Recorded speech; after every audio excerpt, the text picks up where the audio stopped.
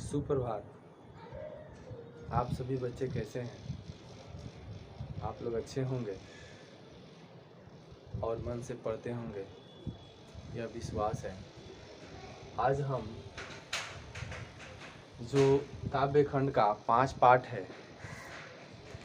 ध्यान से देखिएगा। जो काव्य खंड का 5 पाठ है और यह पाठ जो है महादेवी वर्मा द्वारा रचित है। और मैं नीर भरी दुख की बदली, ठीक है। इस पाठ जो मैं नीर भरी दुख की बदली, इस पाठ का आज हम ये शब्द निधि जो दिया गया है, शब्दार्थ, इसको हम आज जानेंगे। आपके बोर्ड पे लिखे हुए हैं। और उसके बाद हम आपको महादेवी वर्मा का ये जीवनी जो दिया गया है, इसको हम आपको समझाएंगे, ठीक है। और बाद में इस पाठ जो दिया गया है कविता, इसको हम लोग समझेंगे, ठीक है। इससे पहले हम आप लोगों को पलक पावड़े पाठ को पढ़ाए थे, ठीक है। और इस पाठ के हम सबसे पहले शब्दार्थ को जाने थे। उसके बाद से जीवनी जो अयोध्या सिंह उपाध्याय है, जो वीडियो लड़की नहीं देखी आप देख लीजिएगा। इससे पहले पढ़ा चुके हैं हम, जीवनी को भी बता चुके हैं और पलक पावड़े को हम अपने शब्दों में हम इसका सारांश बता चुके हैं, ठीक है। और इसका प्रश्न उत्तर जो है, इसको PDF के माध्यम से आपके पास चला जाएगा। आप उसका उत्तर अपने कॉपी में नोट कीजिएगा, ठीक है। चलिए हम आज यही शब्द निधि को हम समझते हैं। देखिए, शब्द निधि हमें जानना क्यों जरूरी है। शब्द निधि कैसे, जब हम कुछ शब्द का अर्थ जान लेते हैं, तो जब भी हम पाठ को, कविता को पढ़ते हैं, तो उसमें बहुत सारे ऐसे नए नए शब्द आते हैं और समझ में नहीं आता है कि ये क्या लिखा गया है।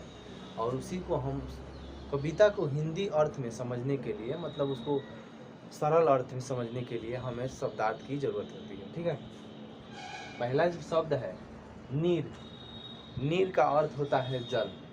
आप लोग जानती हैं पानी को, प्रवाची पानी का नीर होता है, जल होता है, आपका अमृत होता है, तो सुधा होता है। तो ये नीर, नीर का अर्थ होता है जल। लेकिन इस पाठ में मैं नीर भरी दुख की बदली, इस पाठ में महादेवी वर्मा ने नीर शब्द का प्रयोग यहाँ आंसू के अर्थ में किया है, ठीक है।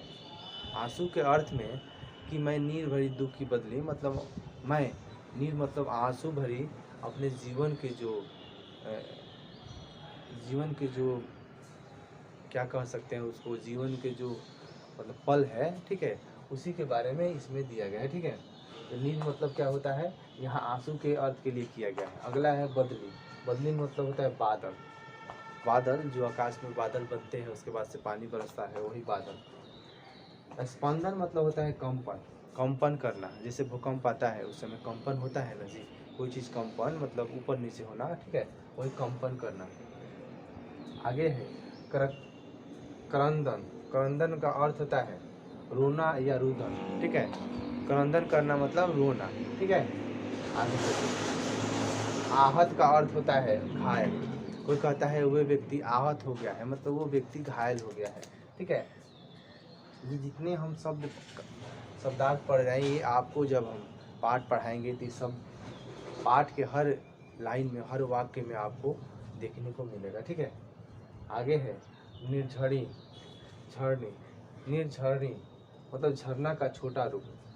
झरना आप लोग देखी हैं, फिल्मों में अक्सर देखने को मिलता है। ऐसे आपका हमारे बिहार में गोविंद सागर एक झील है, ठीक है। और कई जगह झरना है, मतलब चारों तरफ से पहाड़ और छोटा बीच में जो क्या बोलते हैं पानी, वही झरना होता है, पानी गिरता है। आप लोग फिल्मों में देखती हैं कि अक्सर नायक नायिका जो होते हैं, ठीक है, हीरो हीरोइन जिसको कहते हैं, वो लोग अपना फिल्म का शूटिंग जो गाना होता है झरना, वही छोटा झरना यहाँ पे कर रहा है, ठीक है। चलिए, स्वप्न मतलब होता है पराग, स्वप्न पराग मतलब होता है स्वप्न रूपी पुष्प की धूली, ठीक है, स्वप्न रूपी पुष्प की धूली। ये तो समझाने की जरूरत। आगे है दुकृत, दुकृत मतलब होता है दुपट्टा, ठीक है। यहाँ देखिएगा मलय मतलब होता है मलय बयार, मलय बयार मतलब है दक्षिणी पवन, ठीक है। मलय मतलब होता है दक्षिणी, बयार मतलब होता है पवन, ठीक है।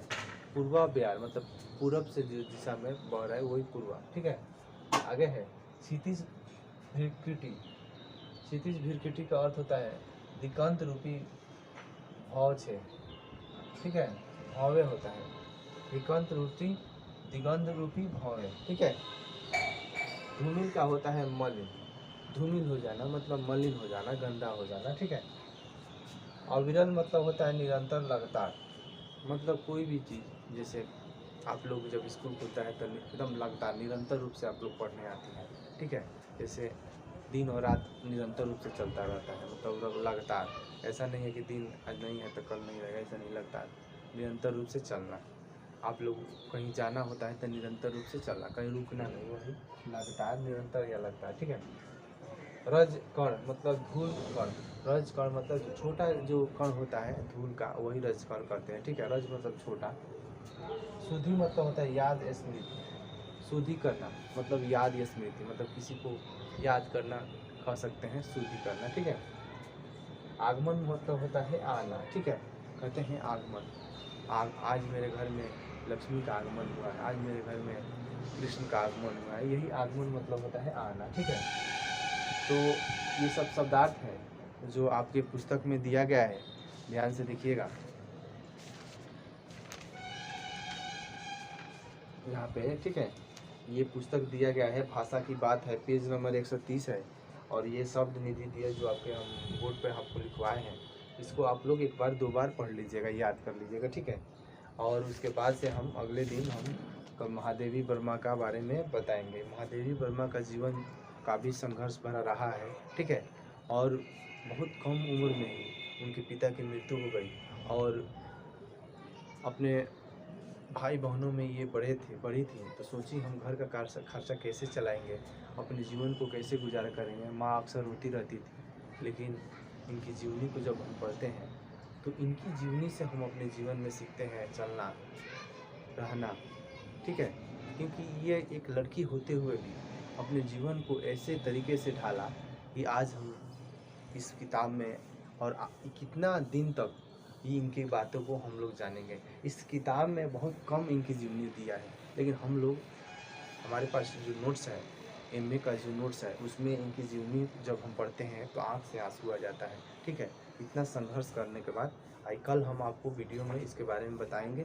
और चलिए, आज के लिए बस इतना ही, इसको आप लोग पढ़ लीजिएगा। Thank you.